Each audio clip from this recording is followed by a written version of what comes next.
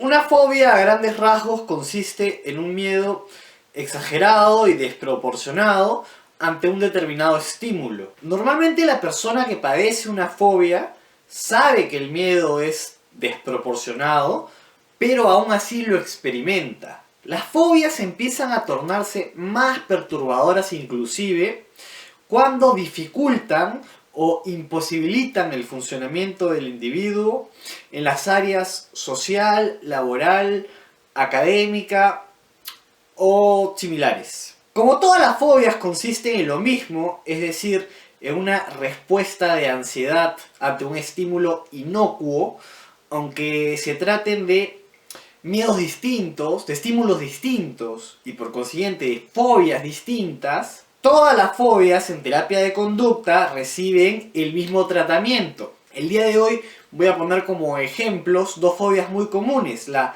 agorafobia y la claustrofobia. Sin embargo, todas las fobias serían abordadas con las mismas técnicas.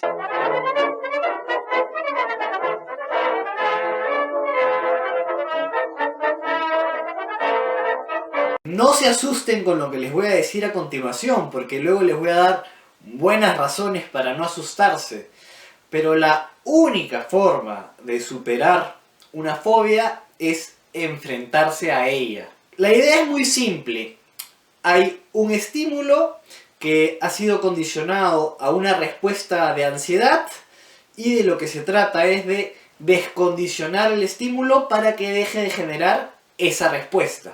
La primera buena razón para no asustarse es que en terapia de conducta no se trata de exponerse directamente al estímulo fóbico que desencadena la ansiedad en su máxima expresión. Se trata más bien de desarrollar un plan que suele recibir el nombre de desensibilización sistemática o de exposiciones sucesivas, que consiste en lo siguiente: entre el terapeuta y el paciente construyen una escala de entre 10 y 15 ítems, en el que cada ítem supone un acercamiento progresivo al estímulo fóbico y cada uno de ellos se mide en USAs, que quiere decir unidades subjetivas de ansiedad, que se cuantifican de 0 a 100. Los ítems deben estar colocados en un orden tal que se empiece por los que generen menos ansiedad, es decir, menores niveles de USA, hasta llegar al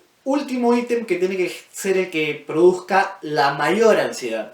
El estímulo que se quiere descondicionar generalmente puede ser el último ítem, pero también podría ser uno de los últimos o inclusive estar a la mitad. Vamos a ver por qué. Va a depender en parte de si el objetivo es la realización de una determinada conducta en ausencia de ansiedad o al menos en ausencia de una ansiedad inmanejable. O si el objetivo es más ambicioso y no solamente busca desensibilizar aquella conducta que la ansiedad fóbica dificulta o imposibilita, sino una desensibilización total del estímulo en los grados más severos. En breve voy a poner ejemplos. La segunda buena razón para no asustarse es que si bien las exposiciones per se son suficientes para desensibilizar, en cada exposición podemos utilizar técnicas de autorregulación emocional como las que pueden ver en este video, que servirán para disminuir la ansiedad y que la situación resulte menos aversiva.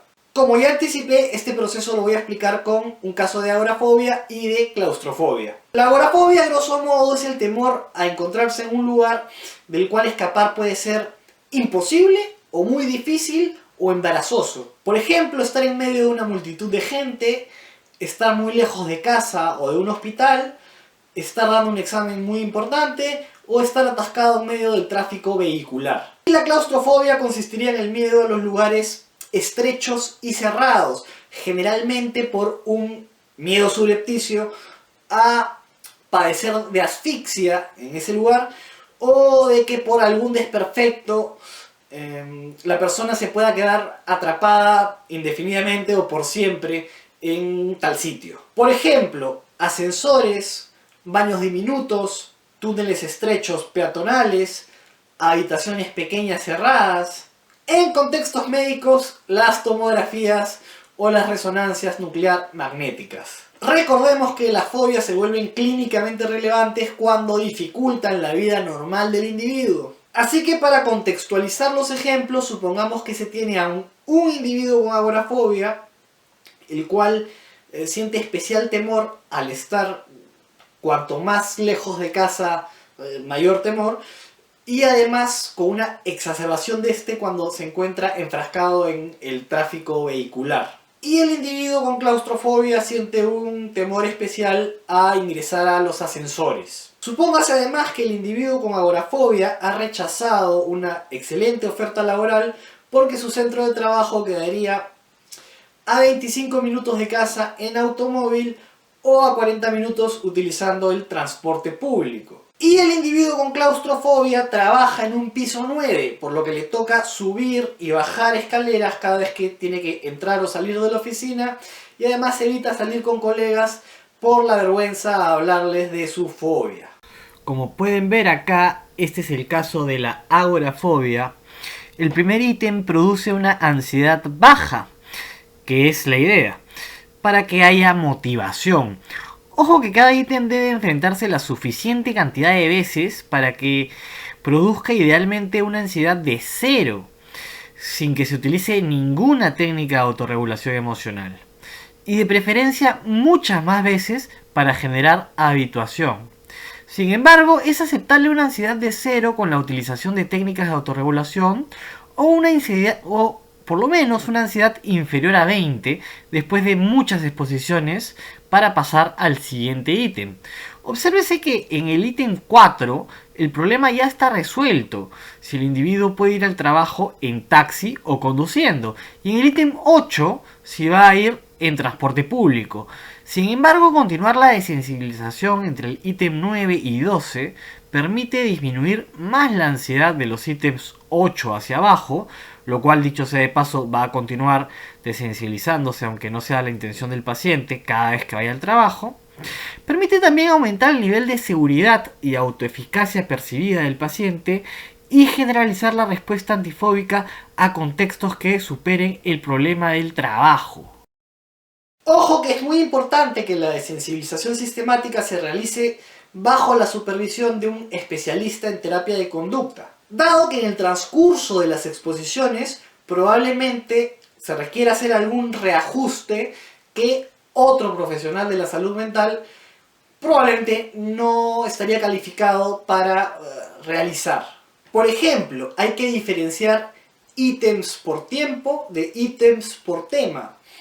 Otra cosa, si es que un ítem se puede realizar sin ninguna dificultad, llegado un momento, y el siguiente ítem en la jerarquía produce una parálisis total, probablemente haya que introducir un ítem intermedio entre ambos ítems. Debe haber una coherencia entre los ítems con mayor jerarquía y siempre tener en cuenta a la hora de establecer esta jerarquía el ítem objetivo, el que se quiere desensibilizar, bueno, etcétera, etcétera, entre muchas otras razones. Ahora continuemos con el ejemplo de la claustrofobia.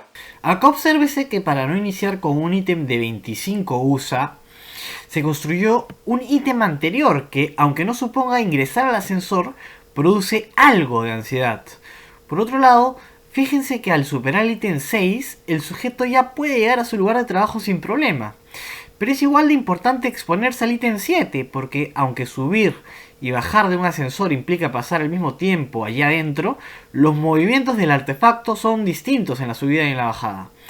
Y entre el ítem 8 y el 11 pasa lo mismo que vimos antes. Se disminuye más la ansiedad de los ítems anteriores, aumenta la seguridad y la autoeficacia del paciente y se generaliza la respuesta a contextos más exigentes, por así decirlo. En ese sentido vale la pena no solo exponerse en el ascensor de la oficina, sino en muchos ascensores de otros edificios. Aparte de ello, el individuo cada vez que vaya o regrese de su oficina va a perpetuar la desensibilización aunque no sea parte del programa. Cuando las fobias tienen que ver con estímulos a los que resulta muy complicado exponerse reiteradamente, como podría ser la aerofobia, el miedo a volar, o la fobia a las arañas, la aracnofobia, Tradicionalmente se han realizado las exposiciones en imaginación, pero con la tecnología, ahora algunos clínicos usamos cosas como estas, por ejemplo, para poder hacer la exposición en realidad virtual o también en realidad aumentada.